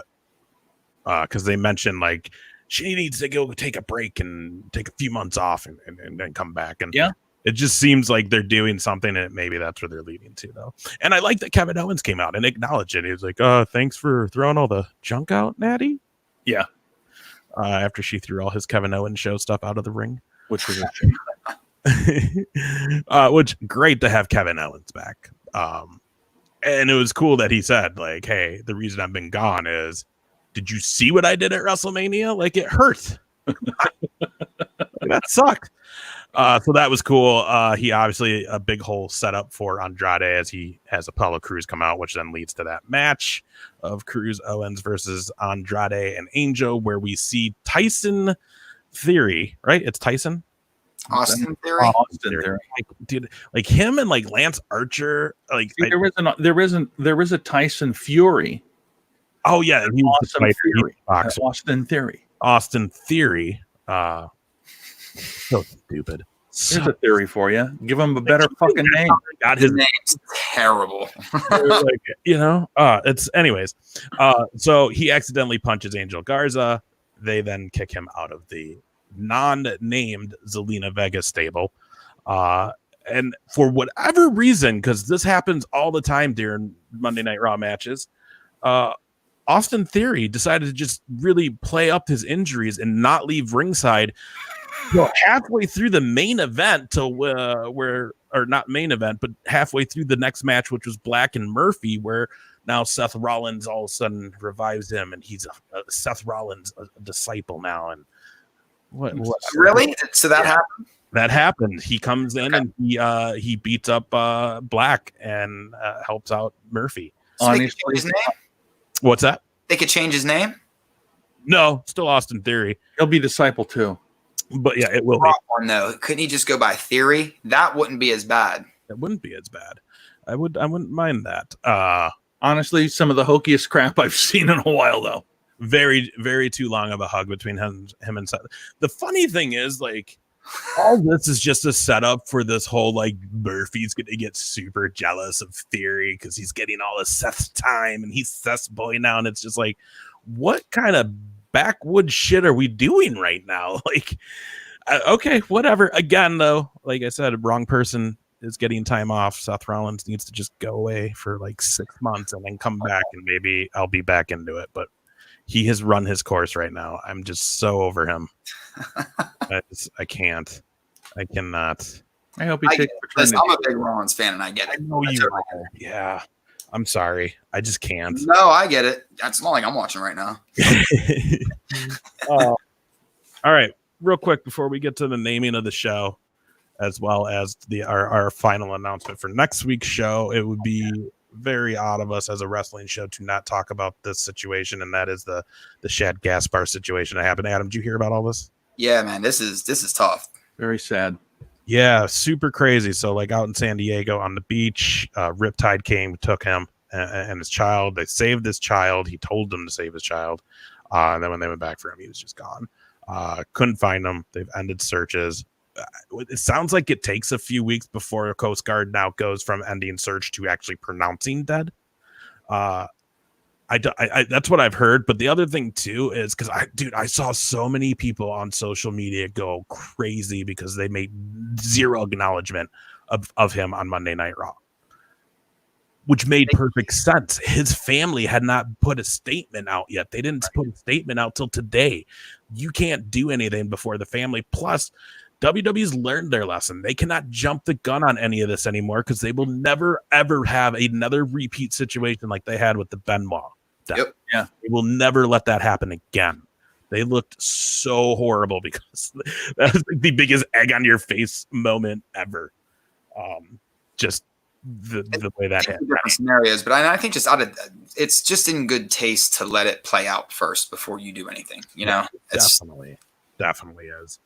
But it's really sad, man. I mean, Wes and I talked on the phone about it the day that it broke. He's worked with Chad and stuff, and said it's like, man, that's crazy. He's like, I always liked that guy. Like, he's a good guy.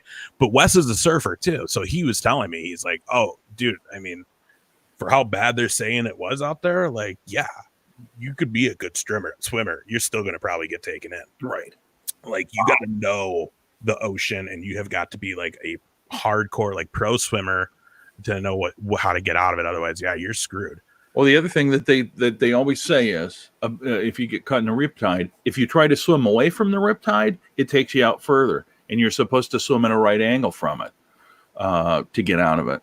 But that depending on how big it is, that's not necessarily always a possibility.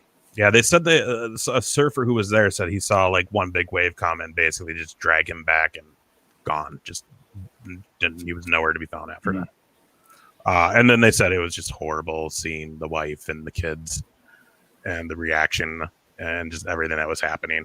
So yeah, it's a sad deal. And we're not going to say he's passed or anything like that, but just hopefully a miracle happens and there's some good news that comes out of this story. And if not, just all the support to his family. That's just a really, really weird, crazy situation that happened. So it's just, if it turns out to be the way we don't want it to, I mean, at least he saved his kid. Mm-hmm. I hate to but as a father, I think it's important to say that. Yeah. He'll be able to say that he saved his kid. It's not, we all say we'd give our lives for our children. And this is a man that absolutely did, potentially. Who knows? Hopefully he is alive, knock on wood. But I think that's something we should focus on that too, because that shows his true character.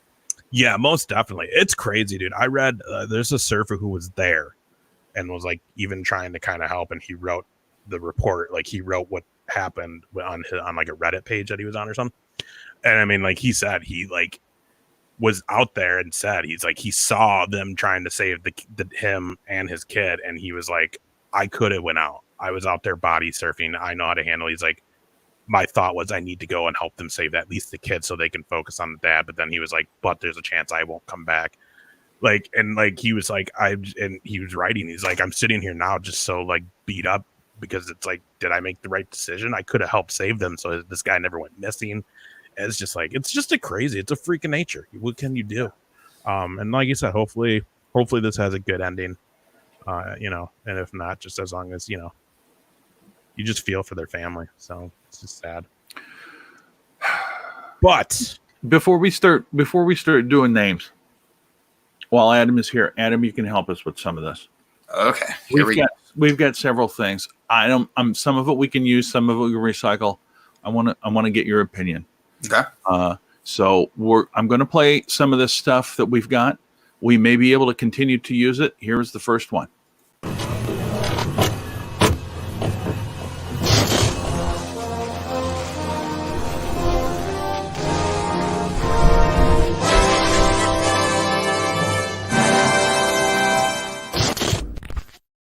I think we can still use that one, Ace. Yeah, I don't even think that said the show, did it? Did it have the show? Didn't. I was pretty clever. Here's one we haven't used in a while.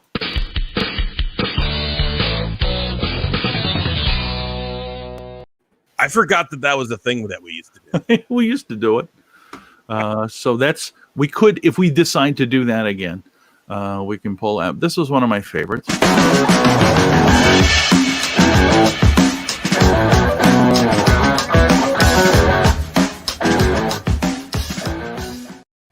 I will delete it right now, though. I like that though. Whatever our new logo is, that'd be cool. Mm-hmm. Well, I think I can redo that with whatever we come up with, because that one isn't too bad. Let's see here. Of course, the beginning has, I don't know, man. Depends on what our name is. That's the album cover right there. Oh, right there. Oh yeah, that is awesome. That's the album. That's fantastic. That could be your next comedy album. That should be your next comedy album.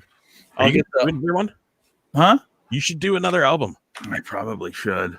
A lot of my stuff is from when I'm on stage, though, and me making faces and shit. And that doesn't translate real well to an album. There's only one album in the entire world that I ever got thank you'd in the credit notes, and that was yours.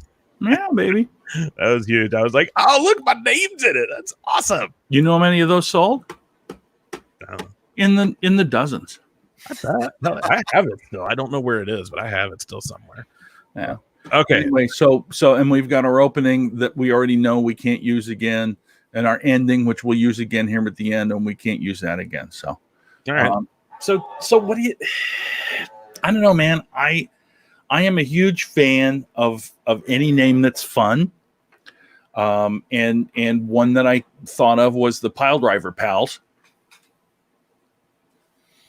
Clearly didn't get any votes. So you better go ahead with your list. Well, I like it.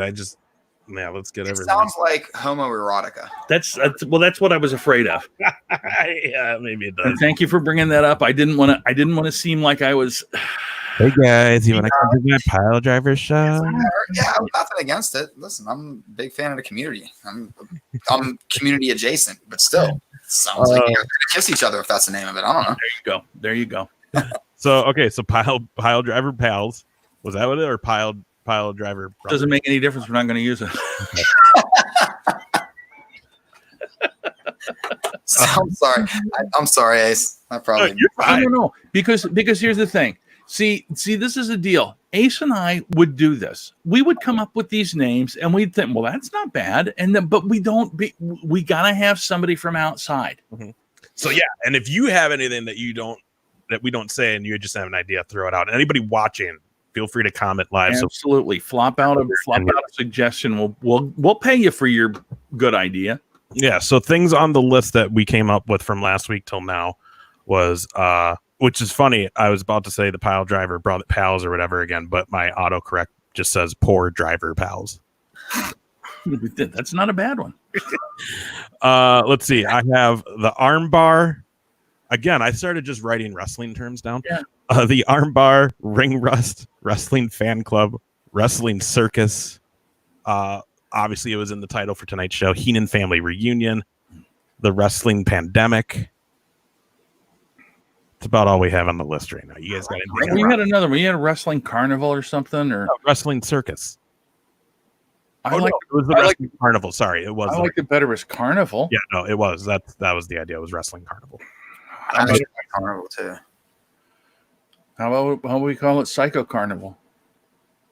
I feel like we're gonna end up with a lot of ICP people following us. Then probably not the right reasons. Okay. We're gonna start ending up getting like a bunch of Fago in our mail, and I'll drink it. JR's like free pop, bro. You'll have cease and desist from the government because it's a gang apparently. It's a new chapter. Oh my gosh. You know, there's just, I mean, it's like we could just be called Vanguard 1. That would be funny if we just take a name from something we saw on one of the shows this week.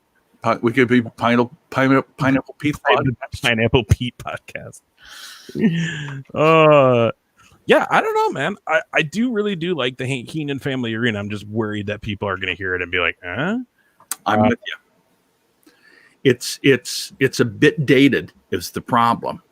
And I'm trying to think if there's anything along those lines that we could use. Being a wrestling fan and not knowing how great Bobby Heenan is. You know what I mean? I mean, it's true. Oh.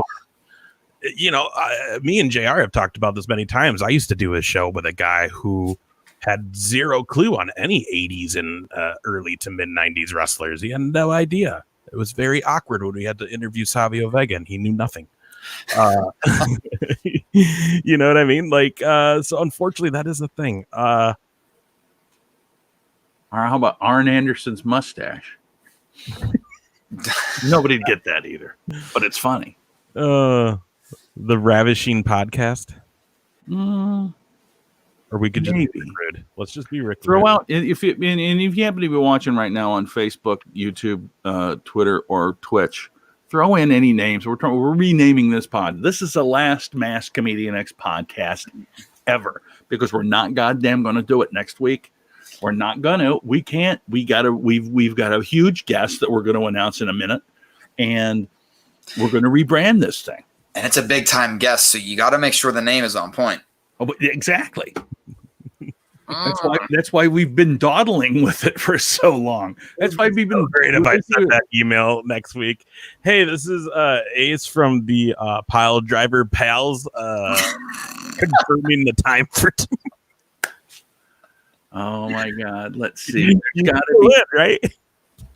It sounds like something John Mulaney would host on like a kids network. So maybe. Which, by the way, one of my all-time favorite comedy bits of all time will be the Tom Jones diner bit. Yeah, John the Mulaney. Salt and Pepper Diner. Yes. Oh, so great. So great. Have you seen there's videos of people that have gone to places like that and done it? They call it the Mulaney Challenge now or something. Yeah. My buddy and I are trying to work it in somewhere. I shouldn't say anything about it, but not that anyone I work with probably does. But we're trying to get the people I work with it one day. I don't think any of them would know, and I don't think they would pay attention enough to realize something's going on. So we could probably get away with at least 3 or 4 of them, I think. That would be great. One of my bosses sent me a GIF of John Mulaney at work on our messaging stuff, because we'll sometimes send GIFs to each other's when we have a response to something we're talking about. And the one she sent me was a thing of John Mulaney, and I was like, I had to go to her office to be like, do you even know who that is? Like, I need to know that you know who that is if you're going to send it. Like, yeah, I know who John Mulaney is. And I was like, okay. And then I was like, have you heard his Tom Jones bit about him in the diner? No, I haven't. I'm like, no, don't send his shit anymore. Then you need to watch that. Then you can send that shit again. all right. Here's one. How about the Outer Circle? I actually like that. It's not bad. I like that. No, the only thing is it too AEW centric? I don't really give a fuck. I mean, yeah, it doesn't really matter, I guess, right? The Outer Circle. Now, the next thing we got to do is make sure that it's not already taken. Yeah. Well, that's what I was looking, because I checked the Wrestling Carnival, and that does not appear to be taken at the moment. He kind of wants the Wrestling Carnival. No, I'm only searching anything that anybody has had interest in. What was it? The Outer Circle? The Outer Circle. Because that's the other thing. We can't say we're going to name ourselves something and end this show, and then it's like, that was already taken, guys. Sorry. Well, exactly. That's why I'm asking you to look for it now. Let's see. There is an Outer Circle YouTube channel already. Well, what the fuck is it? I'm going to click on it. Is it the Outer Circle or just Outer Circle? It says the Outer Circle. So we don't need the V. I want it to be a perfect circle, like tribute band. It'd be amazing. Called the Outer Circle. I don't know what it is. I'm looking at it. Let's see. Welcome to the Outer Circle. 2 years ago, our channel introduction, because it's about time we did. Oh, you're talking. Don't talk to me. Right now, it just looks like pop-up ads. Oh. The State of Lore, an intro to 30K tabletop getting started. Army break. So this obviously must be some RPG board game. Send them an email. Tell them I'll give them $10. They have 11,000 subscribers. 11,000 subscribers. Oh, God damn it. Listen here, Outer Circle. God damn it. You guys suck. That was a good name, too. Son of a weasel. Yeah, that's like, looks like they make custom like figures and stuff for like role-playing games like yeah. Like D&D. Have you guys seen any of the D&D stuff, by the way, on Up, Up, Down, Down? I have not. I've never played Dungeons and Dragons in my life, but because of watching that, I'm like, I kind of want to try it. My kid does it every other week. Well, he did every other week. They would have games. I don't know if they're doing them online.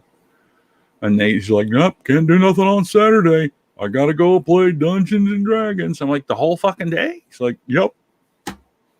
Oh yeah, I could see that being like a 5-hour ordeal for sure. Yeah, I got it. Here's where we're naming this, guys. Perfect. We're gonna be the Joe Rogan podcast. I thought my troubles were over for a minute until you pulled some kind of a bullshit joke. My troubles were over. Let's do it. I'm sure something's already called the Minnesota Wrecking Crew. Oh, see that is good. Yeah, that would be good. How do I get to Google? Yeah, that's what my problem is right now, everybody. I don't know how to go on Google.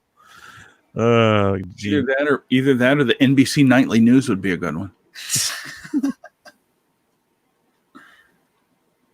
I got to tell you this because this happened, and I was talking about this and reminded of this when I was interviewing Tiffany Norton, who's a great comic and worked in radio up here in Minneapolis.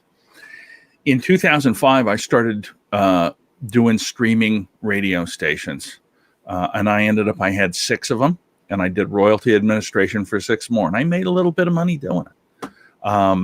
I had purchased websites for everything. One of the stations that I made was called Classic Hits Radio, and I purchased classichitsradio.com, which is a fantastic website. All right. It turns out that the ABC radio network, about a year and a half after I purchased it and was already streaming my station, decided that they also were going to launch a format called Classic Hits Radio. They could not get the website because I owned it. You didn't try to sell that shit? I didn't realize it at the time. Oh. So here's what happened. This was even actually better because I made more money probably continuing to stream with their assistance. They were assisting me. They didn't know it. They put some kind of bullshit that was like classic, because I owned them all, like classic.net, .com, .everything, right? And so they put something else in like the real Classic Radio or something. It didn't make any difference. They were still, I would get so many emails and stuff from them about contests, and my listening numbers skyrocketed because people were like, oh, I can listen to this on the computer too. It was beautiful, and it's a beautiful thing if you can find the right thing, i.e. the outer circle. We should see if outercircle.com is taken, because if it's here, honestly, and I'm not lying, if the outer it is, but what about the outer circle? You could put a "the" in there, right? Yeah, we need a "the." No, that's what's taken, the outer circle. How about outercircle.com? Let's look. What is this? Hang on, this is like, if it's porn, I don't want to see it. No, some people claim that beer tastes like piss. Not me though. I never drink. Whatever. This is some weird shit that it's coming up with these names as far as what they're doing. Outercircle.com is open. What was your guys' podcast name back in the day? Oh, which one? The one that you used to do with your Countdown Recount. Countdown Recount? Yeah, but didn't you do Wrestling With? Yeah, that was it. Wrestling With. So how did you come up with your guys' names? I would just sit there and get high and come up with shit. Hey, here's one. How about Kick Out at 2? The 2 Count podcast. Also, the Minnesota Wrecking Crew is not being used except for by some people who are saying they're the Minnesota Wrecking Crew 2 in indie wrestling, but there's no Minnesota Wrecking Crew show. I kind of like the Kick Out at 2. Kick Out at 2. Hmm? I mean, I thought it, so I've already voted for it. Or can it just be 2 in like really big lettering and big exclamation marks? 2. Your logo got to be someone holding up the 2 sign in the crowd. Or just someone doing that. The ref be like, ugh. It can be whatever the fuck you want it to be, man. Oh, that's great. I'll tell you what. I feel like we're going to drag this out longer than this needs to be. I know. I think we have some names. I think maybe we just have to make this announcement online tomorrow, and then we'll rebrand tomorrow. Okay. Next week, because I don't want to keep Adam on any longer. Plus, he enjoys it. What else is there to do in Pittsburgh? There is nothing to do in Pittsburgh. Get coronavirus. That's what there is to do in Pittsburgh. Right. Oh my God. I almost worked there about 3 years ago, Adam. I don't know where I was going to work. There's a guy that puts shows on there. I was doing a show at a casino up in Seneca Falls, New York. And the idea was that I and the guy I was working with were going to both go drive up there. And then we would come down and then do shows because it was Thursday at the casino. Then we're going to do Friday, Saturday somewhere in Pittsburgh. And he ended up having to fly in and fly out because he was going to open for Jake Johansson. So I was left out in the cold, and yet I still had to drive all the way to goddamn Seneca Falls, New York by myself. From here? Yeah, from here. It's gross. First going out there, so here's how I kind of played it in my head, right? I'm like, there's a lot of shit I can go. I've never been out there. I can see all of this different stuff, right? I'd like to stop at the Cleveland Rock and Roll Hall of Fame. Of course, that'd be great. And I'd love to see Niagara Falls. I've never seen it. So I drive out to Cleveland on Wednesday, stay overnight in Cleveland in just a shitty ass fucking hotel because I am an idiot. And then I get up and drive another 8 hours or whatever the hell it is to get to Seneca Falls. And we do the show that night. And then and it's like, it went fine. It was great. And then I get up in the morning at like 8 o'clock and I'm like, got to get going or I'm not going to be able to see any of this stuff. And I start driving and I get I get towards Buffalo and there's all this traffic. And I'm like, I don't want to see that fucking Niagara Falls. And I get to Cleveland and I'm like, I just want to go home. So I drove and I drove all the way. And as you know, if you've driven, there's all sorts of tolls and stuff out east. And so I'm paying these tolls through my ass. And it's raining when I get to Chicago. And I'm just like, you know what? I can drive to my mom's house in about the same amount of time. And she lives in Des Moines, Iowa. The same amount of time as it take me to drive to Minneapolis. But I won't have to pay that $18 in tolls going through Illinois. Because I'm a cheap idiot bastard. So I drove the whole thing. It was like 19 hours. And I had to pull over and stop a couple of times to take a little nap. But anyway, I don't know why I made you listen to that story. Why not? I would never do that. Anyways, Adam, it's always a pleasure, man. Thanks for coming on again tonight. Of course, you'll be back on again. You're always going to be a regular on this show for us, no matter what the name is. Thank you guys. Yeah, it's been a while since I've been on a microphone. I do it for work a little bit, but I'm kind of I leave it up, hanging up. So no, thank you guys for pulling me out of retirement for a night. We're always, seriously though, always happy to have you because you add a lot to what we're doing, and it's fun to talk with you. Thank you. It's funny too because Adam's told me before, like, I don't think I'm gonna do this kind of stuff anymore. I think I just need to get out of it. And I'm like, I don't care what you do, bro, but like anytime I call, I want you on my shows though. Like, don't ever tell me no. Like, then we're gonna have an issue, bro. And very soon, when this pandemic stuff is over, like, this has really made you really reevaluate things in life and just things that matter. So when this all blows over and stuff too in the next year here, we definitely need to make a point to somehow be in the same city together. For something. It doesn't matter what. Yeah, this has opened my eyes to a lot this past couple months. Yeah. I hate to say this. It's actually been very good for me. You know what I mean? It was a good time to reflect on some stuff and kind of, and I know nobody wants to hear that because all these people are dying, but some people can have good stories out of this too. Yeah, most definitely. So, I mean, yeah, we definitely have to do that. It's been holy shit. It's been WrestleMania 30. Yeah. So it's been over 6 years since you and I have actually been in each other. 2014. Jeez. Wow. So that definitely has to change. When the downfall started, but we'll talk about that. I'll tell you what, though, when I found out you were in Chicago for whatever that pay-per-view was, I was so mad. I was like, what?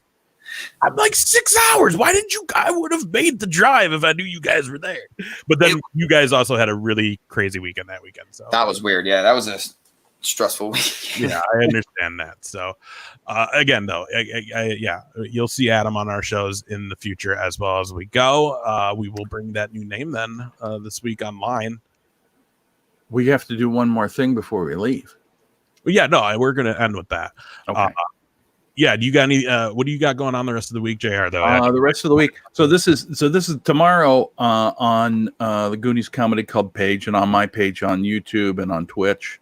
I'm going to be interviewing a comedian that's been in the business for over 30 years. Willie Farrell's his name. I went to the same high school as he did. He was 5 years ahead of me. But he's been on HBO, Showtime, Comedy Central, all of them. The interesting part about my interview with him tomorrow is he did catch COVID-19 and has survived it. But he still does not have back his taste or smell. So it's going to be really, really interesting. And I've been telling people, you can say, oh, I don't know anybody that got it. What's the big deal? Well, here I'm going to interview a guy, and he's going to tell you exactly how much fun it was. Yeah, definitely watch that, because I think a lot of the misconception for people who are like, this is so stupid, let me go back to work. And so I think there's a big part of a lot of people don't know anybody personally going through this, so they don't know how severe it can be. I've been not fortunate enough, but I know people who have personally gone through it as well, and it's no picnic. It's something that needs to be taken very serious. So he'll be on with me tomorrow. Thursday, I've got another talented comedian from Minneapolis called Peggy Miller. She'll be on with me. And then Friday, I'm not exactly really sure what I'm going to do. I don't have anybody really scheduled, but we've been doing kind of a 3-man stupid fun fest kind of thing. But I might just do Ask Me Anything, which always turns out great because people ask me the dumbest shit. What's the name of your new wrestling show? We don't know. That could be the name. We don't know. We're going to find out on Tuesday morning. Yeah, right. No. We'll announce it tomorrow. Yeah, I got I don't know. So again, you need to follow us on Twitter or Facebook, the Briscoe and Big Ace show. We're gonna get together for a show either tomorrow or Thursday. It will be just Wes and I, because it's been a few weeks. Obviously, I was under the weather for like a good full week, so we did nothing the week before. Was our Chavo Guerrero show, so it's been a good couple weeks since Wes and I have been able to just do one with us, and that's what he'd like to do this week. So that's what we're gonna do, and then hopefully in another week we'll probably have another guest on as well. Yeah. So a lot of cool action going. We'll now announce that we have a guest coming on, and what's very fun about this is if anybody hasn't realized this yet, John Russell is a stand-up comedian and has been for how many years? About 12. Okay, about 12. When I did it, was that the first year you were in it too? Well, yeah, because you and I and Lou made the pact. Wow, we were all going to go up in the same week, and I went up, and you two guys didn't, and because they're chicken shit. Yeah, you did finally go up after months and months of prodding. Ace went up, and Lou did go up, but Lou had like a fistful of papers and was storming around anyway. The whole thing, yeah. Either way, that 12 years ago, I for amount of time was as well doing open mic nights with JR, and we had a lot of fun. Yeah, interesting nights. So it's kind of fun that next week we get to have a guy who's not only just a wrestling fan, but a very established, very professional, nationally touring actor, comedian. So we're very excited. And he was on the first Jericho cruise, so I got to meet him on that. That was a lot of fun. We're going to talk about that experience on the show next week as well. We'll talk about some comedy and stuff, but we're very, very excited that we're going to have Brad Williams join us next week on the show. Now, here's the thing. I believe he's out in LA. Okay. So, we don't know the time. So there may be a time change for next Tuesday's show. We will know on Monday. And as soon as we know, we will then put it out online so everybody knows the exact time, because it may not be 8 p.m. Central like we do every Tuesday. Might be a little later, huh? It might be a little later. I don't know. I will know Monday, so we'll put the time out then.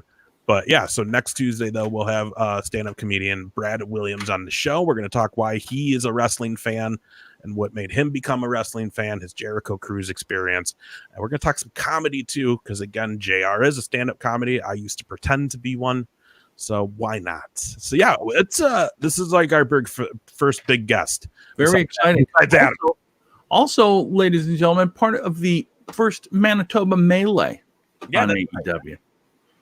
Which, by the way, and we talked about this. There's another comedian out of Indianapolis named Ryan Patrick that I know and have met that was in that as well. So it's very kind of cool that he used people that were on his cruise list and their friends, because I know Gabriel Iglesias was in it. There were a couple other guys that I can't recall their name right now, but the Manitoba Melee, holy cow. And here's another thing quick, and I'll just say this and then we can be done. If you haven't watched, on Saturday nights, Jericho is doing Saturday Night Special. which is hilarious because it's the exact same shit that we're using. Mm-hmm. Yeah, he's using StreamYard. And Shout out to StreamYard. And it is hilarious because I'm watching him and he's like, I'm more sophisticated than Jericho is at home. Yeah, I watched him do his first test. He did a test for a half, for 15 minutes. He went on during the day on a Thursday or Friday when he was getting to learn StreamYard, and he's putting up all the names, and he's like, "Oh man, this is awesome! Look at this. We're gonna be able to do all this. This is crazy." Yeah, and I'm the whole time I'm just like, "Man, JR has been doing that for a year, bro." Oh my gosh! Oh man, it's very exciting, And the other cool thing with Brad Williams is he was supposed to be on the Jericho Cruise too, and couldn't due to that was the time of his wife being due with their firstborn. By the way, if you follow him on social media, that is the cutest little baby in the world. So he couldn't make it on there. So maybe we'll poke and prod enough to be like, "You gonna be on the third one, bro? You me on the third one, bro? Come on." Yeah, we're gonna be there. So that was the other thing I was gonna tell you, and I think I even threw that out there, Mr. Daly, and that was really cool family vacation would be the Jericho Cruise. Just saying. I know. I'm gonna goat you into one of these trips. Maybe. Like I said, I have a lot more time on my hands now, and actually have the finances to back it. So potentially, we got a lot of nights ahead of us. But Brad Williams is a huge guest, dude. Yeah, I was very surprised. Very surprised. Shot in the dark, and it worked out. So we're very excited. It's going to be a really cool show. We're going to, and it's going to be the rebranding, the official rebranding. So I think we're excited because this is also going to be not the beginning of what we're doing, but this is going to be what really we're going to cement this in stone of what this show is going forward, starting with next week's show. So that's very exciting. Very. I can't wait. We just learn how to keep it under an hour, 2 hours. That's the biggest thing. We got to keep it under 2 hours. So we got to keep it. I'd like to keep it at an hour, but that's the thing. We got to keep it at an hour, but we say that every week. We say it every week, and then you're like, "Oh, we're not going to go through the whole list," and then we go through the whole list. This week we didn't go through the whole list. This week we just kept throwing other stuff in. You can't help but sidetrack. There's a lot of news, man. You're a fan, baby. You can't help but sidetrack. A lot of stuff to talk about. All right. Anyway, so that's what we got going on next week. So, yeah, again, what are we on? Twitch? You said all this stuff. Facebook. We're on Facebook. And we will be on all of these again. Once we rebrand, I'll figure out if we can merge those together somehow. But we'll be on Facebook. We'll be on YouTube. We'll be on Twitter. And we'll be on Twitch. And depending on where you enjoy watching, we'll be there. And we'll take your comments as we always do. And we look forward to you following us to our rebranding of what's it going to be? Give me a hint. Something wrestling. 2 count. Oh no, 2 count. Yeah, kicks out at 2. I don't know. Anyway, all right, you guys. Adam, thank you again so much for being with us, buddy. We appreciate it so much. I appreciate it very, very much. Ace, have a great week. We will see you, and I'm sure I'll be talking to you over the course of the next 3 days. Oh, yeah. We got to figure it out to do. Figure out what the hell we're going to do. All right, guys. Updates. It'll be my birthday show next week, too. Oh, that's right. Well, maybe for your birthday, you could ask for a really fun and cool name. I mean, for our podcast. Anyway. We're going to name the podcast Amazon. How about Amazon Prime? It sounds better. We should. Anyway, everybody, thank you so much for watching us the whole time. We appreciate it very, very much. Take care of yourself, and we'll see you next week. And look for the time because it may change. All right, everybody, have a good night. Bye-bye.